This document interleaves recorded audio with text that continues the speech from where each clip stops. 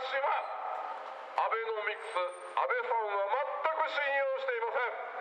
2年前の党首討論で国民の皆様にご負担をお願いをする以上、衆議院の議員定数削減できなかったら議員歳費2割カットずっと続けることになってるんです。守ってくれる約束をしてくれるなら衆議院を解散してもいいと言いました。安倍さんやりましょうと言いました。とうとうやらないで衆議院の解散です。国民の皆さんとの約束だったはずです。